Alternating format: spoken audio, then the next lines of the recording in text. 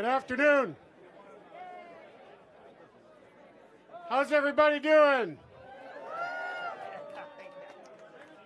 My name's Brad Bennett, and I'm a proud member of the Conservative Party of British Columbia. Welcome to you all. I've been given the very pleasant task of introducing the man that we've all come to listen to.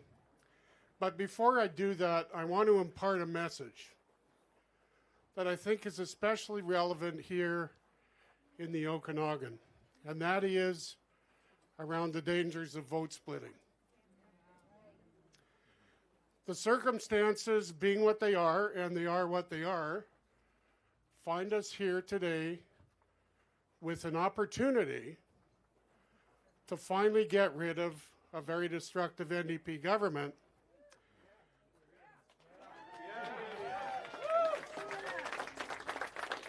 I can't wait either.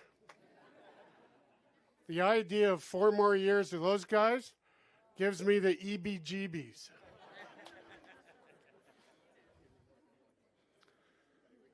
I've been around politics for a long time. You might say I was born with a front row seat into it.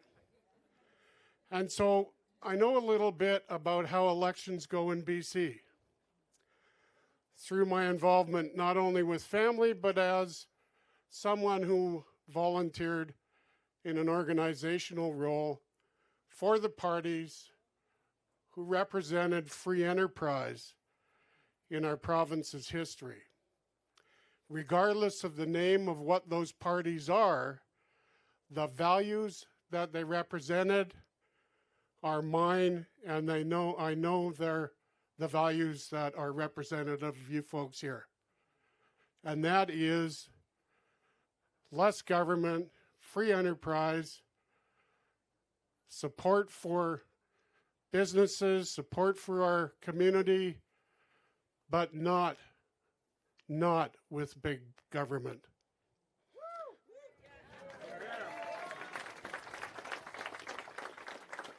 I don't want to start down the path of talking about what's wrong with everything in BC today, because I can go on, and that's not why I'm here.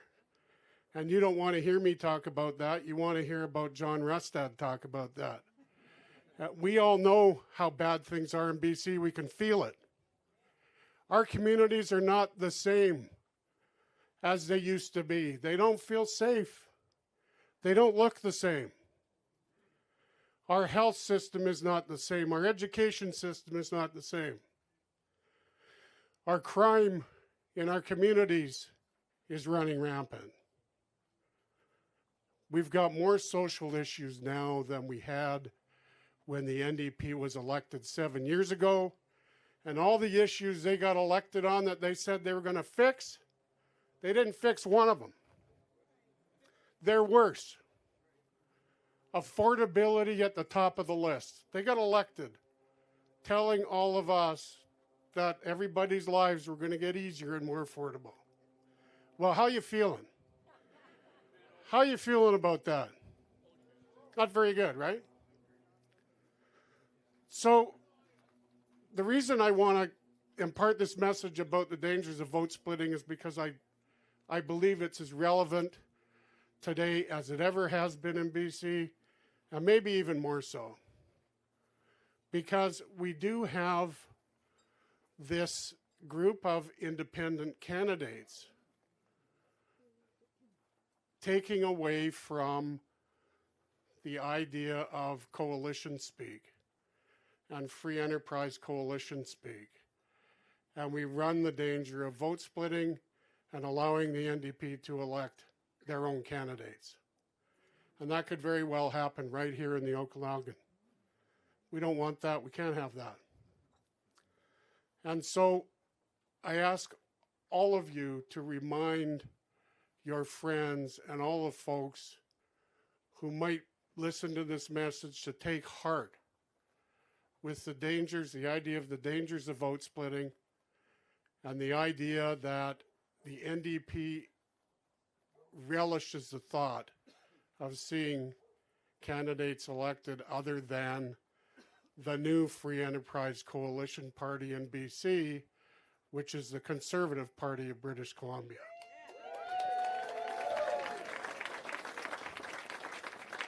So let's get behind the party, let's get behind the name.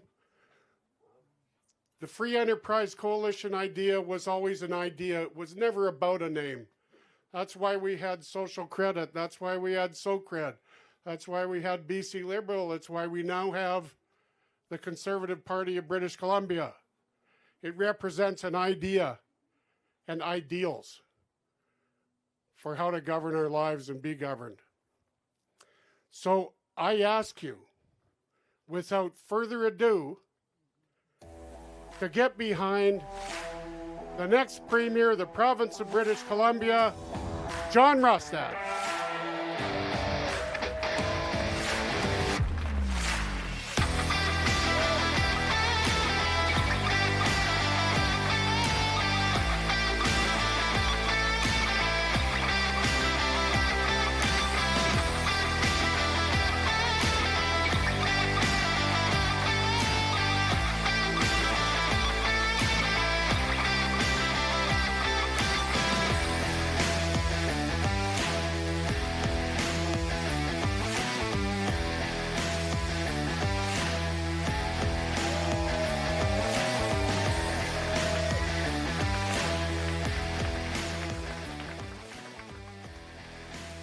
Well, thanks very much, Brad. Thank you so much for that introduction and those words. It's so nice to have you as part of our team and part of doing this. Brad, of course, has been around politics a long time, but there's somebody else I need to introduce here, and that's my wife, Kim. Because I can tell you, I would not be doing this without Kim here today. I would not be out on the campaign trail doing this. She has been my inspiration. She's been my rock, and I love you, Kim. Thank you so much for being part of this.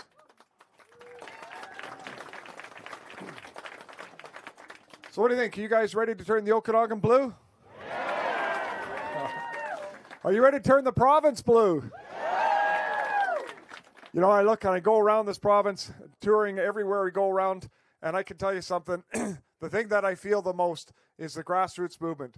Just people wanting to be part of it, people just, feeling that change, that need to be able to be out there, that need to see something happening that's different in British Columbia.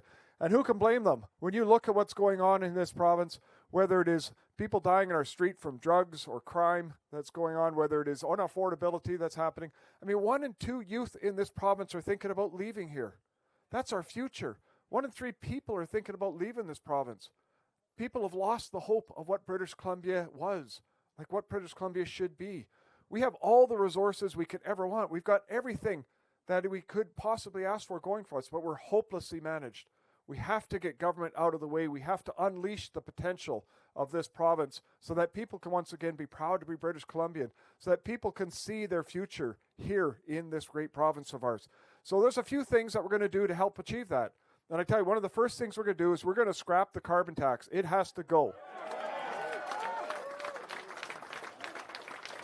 Between the carbon tax and the low carbon fuel emission standards, that is almost 36 cents a litre of savings that we're going to put back in the pockets of British Columbians. Because let's face it, it's tough. There's people that are just struggling to put food in the tank just to go back and forth to work. We need to make sure that we do everything we can to be able to help with that. It's also why we've decided to introduce what's called the Rustad rebate. Don't ask me, I didn't name it. It's all fine. But the Rustad rebate is $3,000 a month, up to $3,000 a month, either your rent or your mortgage or even your strata fees, that will be able to create a tax credit for you that'll end up saving people about $1,800 a year in taxes. And the reason for doing this is we need to make sure we do everything we can to reduce just the basic costs, the costs of energy, the costs of housing, the costs of food, which is also why we are going to put together a plan, or we've put our plan out there, that's going to see agriculture production double in this province. We need to drive down the cost structure. We need to make sure that we have water available. So we're going to do significant investing in that. We're going to make sure that our well-grown, our locally grown, nutritious food is going to be available in British Columbia and be available locally. Because 1/3 of the food that we consume comes from BC. The other 2/3 comes outside of our border. And that means we're vulnerable. And I don't think a government should be doing that to its population. That's why we need to be able to do this. We need to make sure that we have that food security and we're looking after the people in British Columbia. We're not dependent on whatever policies or approaches or climate issues that may be happening outside our borders. Let's make sure we look after each other and make sure we look after the people in the province of British Columbia.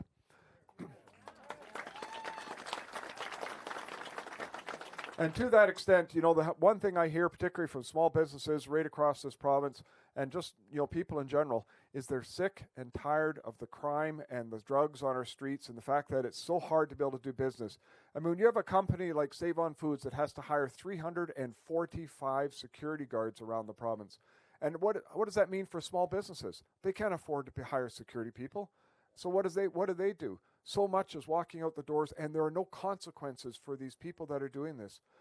20% of the people committing these crimes are doing 80% of the crimes. And there is no consequences. We have to change that. We have to get these people off our streets. And so we're going to make a number of changes that we're going to be announcing here in the next few days with regards to how we're going to change the court system, how we're going to change prosecution to get these people in prosecuted. But there's something more we need to do. We're going to push not just for bail reform so that we aren't rotating the door here and having people back out on the streets. We're going to push for guaranteed minimum sentencing. We need to get these people off our streets and make our streets safe again.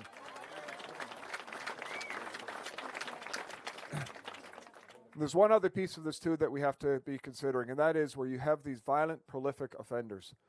They're well known to the police. They're committing these violent crimes, often with weapons, and they're just, they're getting caught up in the system and just being rotated back out on the streets. And I was talking with a family in Surrey, the Dunn family, and one of these people was a prolific offender that's well known to the police with weapons charges, was let back out and killed their daughter.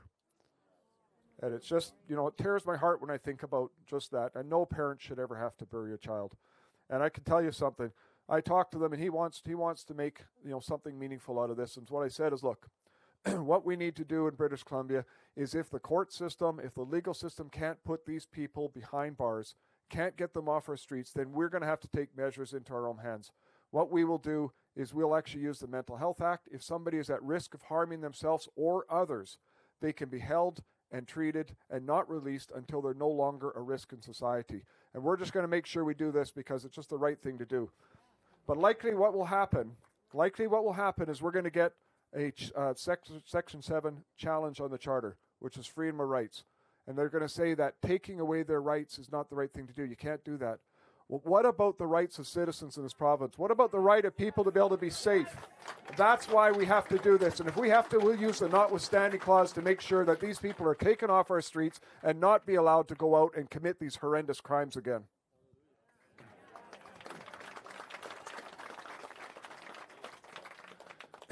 So there's many other things, of course, that we've got to be involved in. One of the big challenges that we need to do is we have to get our economy going. There are reforms we need in healthcare. There's reforms we need in education. There's the investments we need in dealing with addictions and all this. But we have to get our economic engine going again in this province. We've gotten to the place today where we are, according to the OECD nations, for the next 40 years, we're going to be the worst performing economy. Like, think about that. It's two generations of lost opportunity. And this is what needs to change. So what we will do is the first thing we've got to do is we've got to get government out of people's face. We've got to get rid of all this bureaucracy and process and permitting and all that kind of stuff and make sure people can actually get to work in this province. We have to drive out cost structure, particularly when it comes to things like our forest sector. We are the highest cost producers anywhere in North America. We have to drive down that cost. We've got to make sure that the permits can flow. We've got to make sure that the wood is available for the industry. We want to make sure we do this sustainably. Of course, we've got to look after our environment as doing this, but we want to put people back to work. Enough of this nonsense that we've seen. We've seen 2/3 of our forest sector be decimated under this government, and we need this. This is supporting families. It's supporting communities right across this province. So we've got a plan to be able to do that and make sure that we get our forest industry back on its feet. On top of that, we have to look at mining. We've got a $9 billion deficit right now. It is unbelievable. It's a record deficit in this province. It's completely irresponsible and reckless spending by David Eby and his government. And so how are we going to solve that? We can't raise taxes. We've got to be able to get our economy going. There are currently 17 mines in this province that are either permitted or about to be permitted. Those 17 mines represent about 20 to 30,000 jobs at an average wage and benefit of $138,000 a year. It represents a $38 billion investment in this province, and over the life of those mines will add $800 billion to British Columbia's GDP. This is the types of thing that we have to get going here in this province. And just think, if we can get these mines up and running, between the revenue that'll generate for the province for the mines with the secondary and tertiary jobs will almost be enough to take care of our deficit every single year going forward. These are things that we're going to do. And so we're going to actually treat this like it's a real emergency. We're just going to go through, we're going to cut the red tape, we're going to get these mines permitted, drive what we need to do to get these mines open in terms of the investment so we can create the jobs and generate the revenue, because we need it, we need our future, and their kids depend on making sure that we get this right. So that's what we'll do as a Conservative government.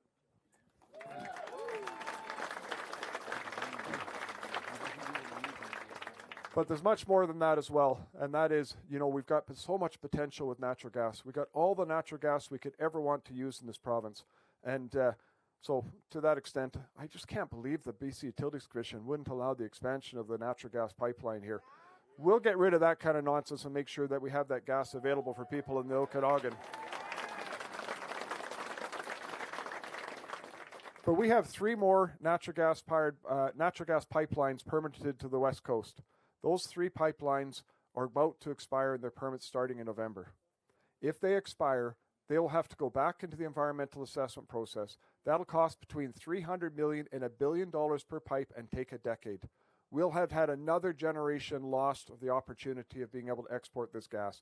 We need it. We need the revenue, of course, as government. So what we will do at the first cabinet meeting we have, we are going to sign an order in council and give a 10-year extension to these pipes, because we need to make sure that these things can get built in this province. We're going to remove the requirement. Thank you. We're going to move the requirement for electricity for compression so that we can use natural gas for compression to drive down the cost of actually doing this. We're going to work with First Nations to designate sites, and the goal is to have another one of these projects up and running, start construction every 3 years, so we can build out 2, 3, or 4 of these things over time. And the key there is we need the revenue once again to generate, because if we can get some of these projects up and running, my goal is to see a dedicated $1 billion annual stream come from these things to fund things like water and sewer infrastructures in communities across this province. We need to have the dedicated flow to do that, and I think LNG is the perfect opportunity for us to be able to achieve that in BC.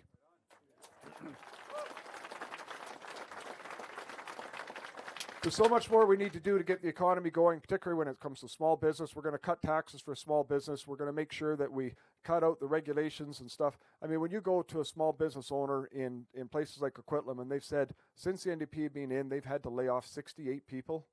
I mean, you just look at it, and that's the NDP strategy. They're taking big business and making it small business. But we have to make sure that we set stage right so people can invest in this province. And all of this is because we need the revenues. When I think about healthcare, I mean, healthcare is in a tremendous mess. It's broken. It's broken in this province, and it is in a crisis. We need to fix this. So the first thing we'll do, of course, is we're going to get rid of the mandates. We're going to get rid of all the restrictions that they've put in terms of hiring people back, and we're going to get our healthcare workers back to work in this province. There's lots more we need to do as well. The model that we have in British Columbia is the second most expensive in the top 30 nations in the world, and yet the outcomes are the second worst on most measures. So you look at it, second most expensive for the second worst outcomes. What we need to do is say, look, doing more of the same is not going to fix it. We have to look at these models from Europe, which are far superior than what we're doing. They've got far more innovative process. They've got better technology. They're better at attracting and retaining the professionals. Why aren't we doing the same thing? So we're going to look at doing that and implement the models from Europe, which are universal health care, just like we have today. Single government pays. But what it is that the money will follow the patient. The services will be delivered by both government and non-government agencies. And by doing that, we're able to be far more efficient, have that innovation that we need, and make sure that those services are there and available for people. It's just, once again, the right thing to do and what needs to happen in this province.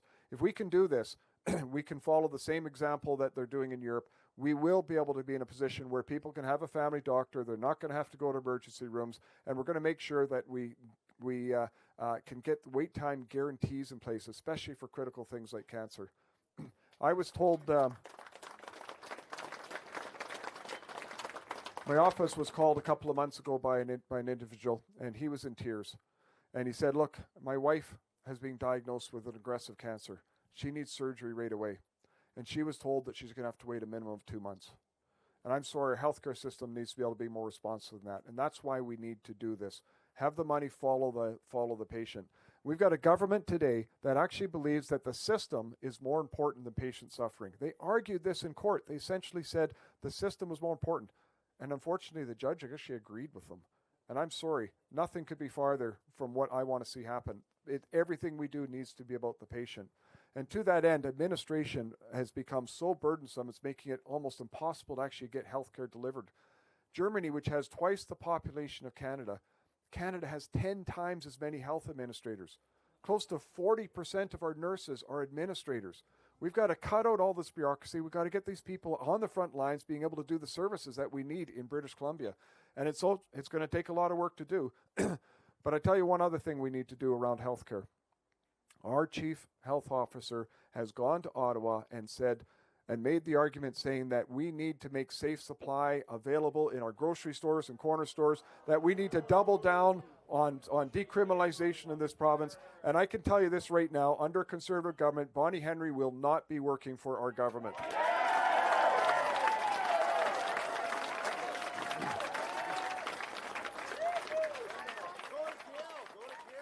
We're going to get rid of Bill 36 as well, which is extremely unproductive for our healthcare system. And we're going to make sure we put these things in place, and we're going to make sure we protect people's right for choice in this province. We want to make sure that vaccines are there and available. We want to make sure they're safe, and but we also, it's just a fundamental right to freedom, in my opinion, is people should be able to have choice and make those decisions.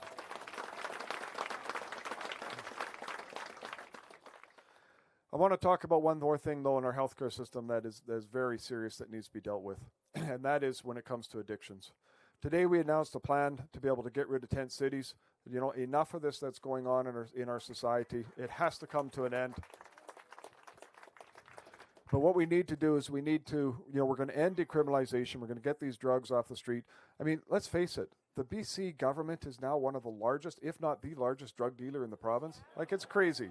This has got to come to an end. So safe supply, decriminalization is going to come to an end.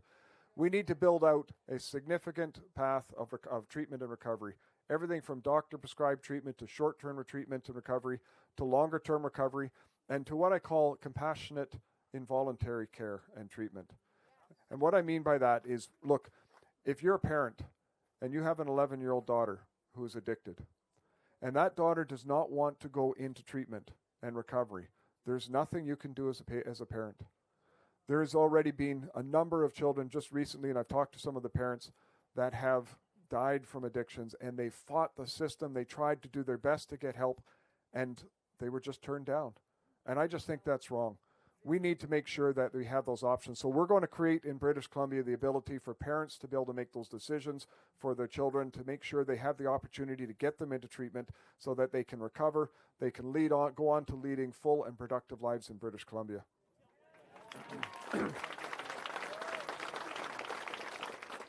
And the question becomes, and I just heard the question here, at what age does that kick in and what age does it stop? And I was talking with a lady, her name is Nikki, and her son Christian died of an overdose at age 28. She didn't find out that he was addicted until age 16. The school knew that he was addicted when he was in grade 9, and the teacher did not tell the parents. So the addiction kept on going on. And she fought to try to get him into services. There were no services available. They went back and forth, and every time she could get him into treatment, he left voluntarily because there was no way to be able to do this. And this process just kept going on. The hospital wouldn't inform the parents when he left, when he went away. And I look at it and I think, what a long struggle that ended so tragically for that family. This is what we need to change. We need to be able to make sure that we can do this. And that also means that for this compassionate and voluntary treatment, where we have these severe addiction issues, where we have parents and guardians that are trying to do their best, and where, for example, you've got somebody who's maybe OD'd and is being brought back to life, clearly they're in a situation where they're not able to make those decisions for themselves. we need to be able to step up and help these people. And so we're going to make sure that we have that option available for those people in British Columbia as well. And I want to explain why this is so important. I was up in Campbell River a few weeks ago, and there has been planted a monument in the ground, one small blue flag for every boy and man who has died from an overdose in British Columbia. 12,000 flags. And more are being added every month. And there's women, of course, who have died as well. This has got to stop. We've got to do everything we can to bring this to an end. That's somebody's son. That's somebody's father. This has to come to an end in this province. So we're going to take all those measures that we can to make sure we build this out. And it's not going to be easy. It's going to take some time. We don't have the facilities we need. We don't have the staffing we need. So we're going to have to train the staff. We're going to have to make sure we build out the facilities. We're going to have to partner with the private sector. But we have to get this done. And this is why I started talking about the economy and what we need to do there. Because to do this, we need that revenue. Because I think, quite frankly, people are taxed to death as it is. People cannot be overtaxed in this province anymore. It's also one of the reasons why I've made the commitment that as a government, we will pass legislation that says there can be no new taxes or no increased taxes except by referendum. We need to put the power back into the people's hands in this province.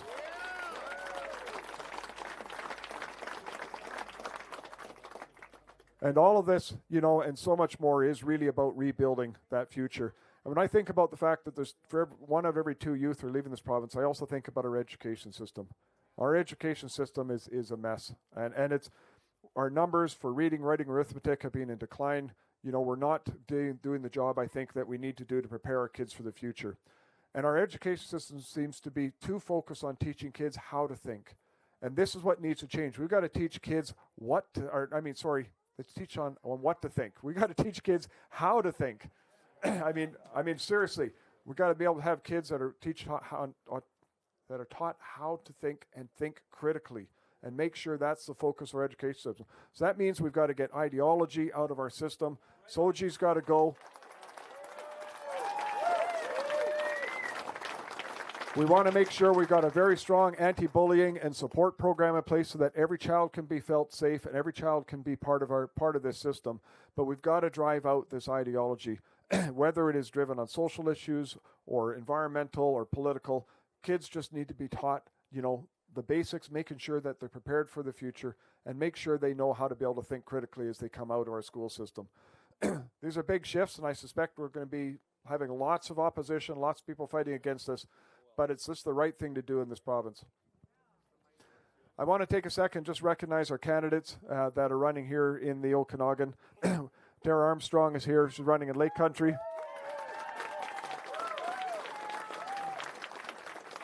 Gavin Dew is running in Mission. Christina Lohan here is running in Kelowna Centre, or Kelowna Centre, I should say. And Macklin McCall is running over in West Bank. I tell you, I'm really proud of these people that have stepped up the plate and to run for us, because it wasn't easy. When you got a political party that started out at 3%, it's sometimes a little difficult attracting people, but these guys, they've got the skills, they've got the talent, then most importantly, they've got the raw ambition to do what's right and to fight for the people in this province. So I just really want to thank them for stepping up. They're going to be great team members as we go forward, and we've got a very good chance here to actually form government here in BC. I also want to just take a second and recognize a friend of mine who I served with for many years. Ben Stewart's back there. Ben, thank you for being out here today as well. Served many years with Ben, and Ben has decided to retire, and I just want to thank you, Ben, for the service that you've done over the years as well. So, all of this that we're doing, all of this that we're talking about is really simple. It's just about setting the framework for a future. When you think about this community as a future, the bridge that's put in across the lake, it was designed to meet the needs for the community out to 2040. And at 2040, it'll be over capacity. Now, I would suggest in many times it's already over capacity. That's why we have committed to starting the process of designing a new bridge, a new crossing across the river. It'll take some time to be able to go through and negotiate, get that in place, but the goal is to get it planned, make sure the communities can plan for it, and so that we can actually start construction here by 2032 and get a new crossing on this river, or crossing on the lake, I should say. Sorry? It's a provincial issue because we're going to make it a provincial highway in terms of the services that are needed, because it'll be a second route that goes through. So, like I say, these are the kind of things that we need to do, and part of doing that is also to unleash the economic potential here for the region. It's going to continue to grow, but there's industrial opportunities, there's obviously agriculture opportunities, there's tourism opportunities. Oh yeah, and that reminds me, something that's really silly. I tell you what, this idea of banning the Airbnbs and short-term rentals, that's going to go. We're going to repeal that act for sure. I mean, it's absolutely ridiculous to think that government, is trying to solve housing by doing things like that. And this is emblematic of a government. First of all, I mean, it's just weak leadership in terms of it, and they're blaming everybody. So first of all, it was foreigners, and then it was speculators, and then it was, empty homes, and then it's Airbnbs. And the reality is it's government. Government has just gotten in the way and made it impossible to do housing. Housing starts in this province have dropped by 30% just this year alone. It's crazy at a time when we need to be building more homes. So, like I say, all of these things that we're doing is based to do just one thing. I'm a proud Canadian, and I'm a proud British Columbian. We've got a government today that's told the public service that they shouldn't call people British Columbians because it could offend some people.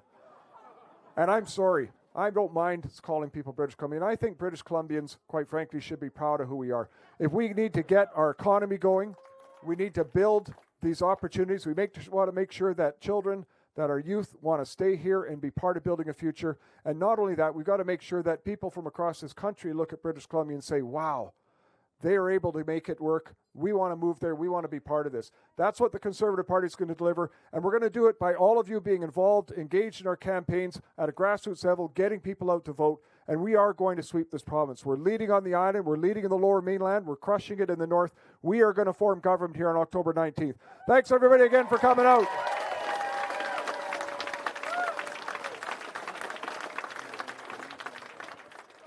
Who's inspired?